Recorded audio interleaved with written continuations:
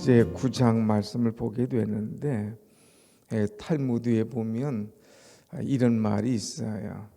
세 가지 단어가 나오게 되는데 키소, 코소, 카소라고 하는 이 말이 있죠.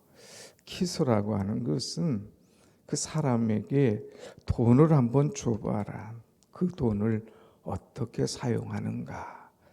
그 돈을 줘보면 그 사람의 됨됨이를 알 수가 있다고 하는 말입니다. 또 하나는 코소라고 하는 말인데 이 코소는 그 사람에게 술잔을 한번 줘봐라. 그 사람의 취미가 뭐고 그의 삶의 이 모습이 드러난다고 하는 거죠. 또 세 번째는 카소라고 하는데 이 카소 그것은 노여움을 말하기도 하고 그 사람의 인간성을 또 말합니다. 그 사람의 감정을 어떻게 다스려 나가는가 하는 것이죠. 사람에게는 뭔가 주어졌을 때에 그 사람의 것이 다 드러난다는 거죠. 돈을 주어졌을 때에, 술을 주어졌을 때에, 힘을 주어졌을 때에 어떤 모습을 가지고 살아가나. 오늘 다윗에게는 모든 것이 다 주어져 있습니다. 어제 말씀한 대로 다윗이 어디를 가든지 하나님께서 이기게 하셨더라고 이제 14절 어제 말씀 봤죠. 어디를 가든지 하나님께서 다윗을 이기게 하셨어요. 전쟁에서 승리하는 외적으로 단단해져 갑니다. 그럴 뿐만 아니라 내적으로도 아주 평화로워요. 그래서 15절 어제 말씀 보면 다윗이 온 이스라엘을 다스려 다윗이 모든 백성에게 정의와 공의를 행할세. 나라가 정의로운 나라, 공의로운 나라로 만들어가는 것을 보게 됩니다. 그 나라가 안정이 돼 있어요. 힘이 주어졌습니다. 정의와 공의로 평안해지며 이 탄탄대로를 걸어가고 있는 이때에 다윗이 이제 하나님께서 원하시는 것이 뭘까 하면서 또 그 일을 찾아서 행하는 것을 보게 되지요. 그 가운데 한 사람을 찾고 그 사람에게 은혜를 베푸는 모습을 우리는 봅니다. 특별히 오늘 이 말씀 보면 한 단어가 세 번이나 계속해서 나오는 것을 보게 되는데 그 단어가 바로 은총이라고 하는 그런 단어지요. 자, 9장 1절 한번 볼까요? 1절 시작. 다윗이 이르되 사울의 집에 아직도 남은 사람이 있느냐? 내가 요나단으로 말미암아 그 사람에게 은총을 베풀리라 하니라. 은총을 베풀겠다. 아직도 우리 가운데 사울의 가족들이 있느냐? 그 사람을 찾아내라. 내가 그 사람에게 은총을 베풀겠다고 하는 거예요. 또 그 은총이라고 하는 단어가 저 밑에 3절에 가서도 나오게 되고 또 7절에 가서도 계속해서 나오게 됩니다. 이 은총은 하나님의 은혜, 하나님의 사랑, 하나님의 긍휼, 다시 말하면 헤세드라 이렇게 이야기할 수 있어요. 우리가 하나님에게 말할 수 없는 은혜를 받았다 이거예요. 내가 받은 은혜 나도 이것을 갖고 싶다고 하는 것이죠. 사랑하는 여러분, 우리는 정말 하나님의 은혜를 얼마나 많이 받고 살았습니까? 여기까지 이른 것이 하나님의 전적인 은혜인 줄로 믿습니다. 아멘. 내가 받은 은혜가 있다 이거예요. 이 오늘 다윗은 내가 받은 이 은혜를 갖고 싶다 이거예요. 해결하고 싶다 이겁니다. 나눠주고 싶다 이거예요.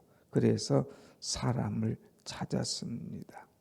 힘이 있고 절대적인 권력이 주어졌을 때에 적폐청산하기 위해서 사람을 찾은 게 아니에요. 사울의 시족을 다 찾아서 말라 죽이기 위해서 찾은 것이 아니라 혹시라도 사울의 시족이 있으면 내가 은혜를 베풀겠다. 은혜 베풀려고 사람을 찾습니다. 그럴 때에 누가 찾게 됩니까? 무비모셋이라는 사람을 찾게 됩니다.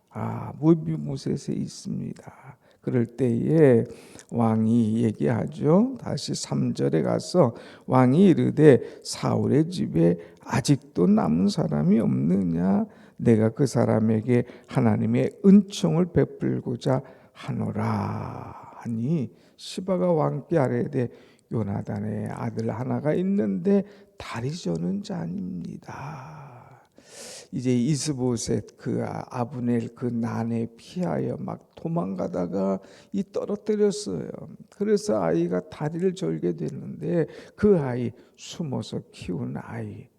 이제 혹시라도 또 다윗의 칼에 죽지 않을까 해가지고 그냥 혹시라도 하니까 걱정스러워서 이 아들 하나를 살려놨는데 그 아들의 이름이 무비모셋입니다. 이스보셋, 무비모셋. 그래서 이스보셋은 다 죽고 무비모셋이 남았다 이거예요. 그러니까 이 요나단의 아들 무비모셋 그를 살려놓은 이 모습을 보게 되죠.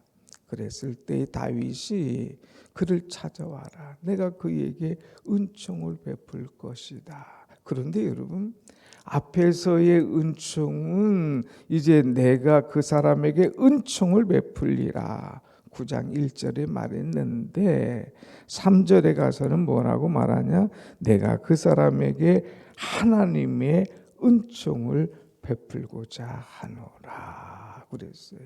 인간적인 은총이 아니라 내가 받은 하나님의 은혜, 내가 받은 하나님의 축복을 내가 반드시 갚겠다. 이 사랑과 은혜를 나는 나눌 것이다 하는 그런 확실한 이 모습을 보게 됩니다. 보니까 은혜 받은 것이 자기가 마음이 좋아서 기분이 좋아서 은혜를 베푸는 게 아니다 이거예요. 하나님께로부터 받은 은혜, 이 헤세드의 사랑, 이 축복을 나도 표현하고 나도 베풀고 싶다고 하는 거죠. 사랑하는 여러분, 우리도 하나님의 은혜, 하나님께로부터 받은 은총을 마음껏 나눠주며 실천할 수 있는 그런 은혜 있는 삶이 우리 속에 있기를 간절히 소원합니다. 아멘. 그래서 이 헤세드의 사랑을 실천하는 모습 보죠. 자, 4절에 왕이 말합니다. 그가 어디 있느냐? 그 아들이 하나 있습니다. 요나단의 아들 하나가 있는데 그 사람이 다리를 접니다. 그러니까 찾는 거죠. 그가 어디 있느냐? 요나단? 그의 아들? 그 다리 절고 안 절고 그게 문제가 아니야. 요나단의 아들이 있다니. 깜짝 놀라서 그가 어디 있냐고 찾습니다. 그럴 때에 마길의 집에 있습니다. 그래서 다윗이 사람을 보내어서 그를 데려오게 하는 이 모습을 보게 됩니다. 다윗은 요나단에게 빚을 졌잖아요. 참 죽을 그런 고비가 있었는데도 요나단의 이 사랑으로 또 요나단과 약속한 거 있지 않습니까? 내가 내 가정을 지켜주마 약속한 것을 이제 생각하면서 은혜를 베풀고 그에게 사랑을 베푸는 이 아름다운 모습을 우리는 볼 수가 있습니다. 그래서 그를 찾아옵니다. 그를 데려옵니다. 데려왔을 때에 6절에 보면 한번 같이 봅니다. 6절 시작. 사울의 손자 요나단의 아들 무비모셋이 다윗에게 나와 그 앞에 엎드려 절하매 다윗이 이르되 무비모셋이여 하니 그가 이르기를 보소서 당신의 종이니이다. 무비모셋이여 하고 부릅니다. 자, 여러분 여기 다윗의 그 사랑, 그가 은총을 베푸는 이 모습을 우리는 볼 수가 있어요. 내가 누구냐? 내가 사울의 손자냐, 요나단의 아들이냐 하면서 그에게 겁박을 준 것이 아니라 무비모셋이여 하면서 그의 이름을 불러주는 거예요. 그의 이름을 불러줬다는 것은 그를 인격적으로 대우를 해줬다고 하는 것입니다. 하나님께로부터 받은 은혜, 사랑, 내가 내 아버지와 약속한 것 내가 이제 지킬 때가 됐구나 하면서 무비모셋이여 하면서 그의 이름을 불러주면서 인격적으로 대우해주고 사랑해주는 이 다윗의 아름다운 모습을 봅니다. 자, 두 번째 가서 보면 그를 어떻게 대하는가? 7절 한번 같이 다시 한번 봅시다. 7절 시작. 다윗이 그에게 이르되 무서워하지 말라. 내가 반드시 내 아버지 요나단으로 말미암아 내게 은총을 베풀리라. 내가 내 할아버지 사울의 모든 밭을 다 내게 도로 주겠고 또 너는 항상 내 상에서 먹을지니라 하니. 아멘.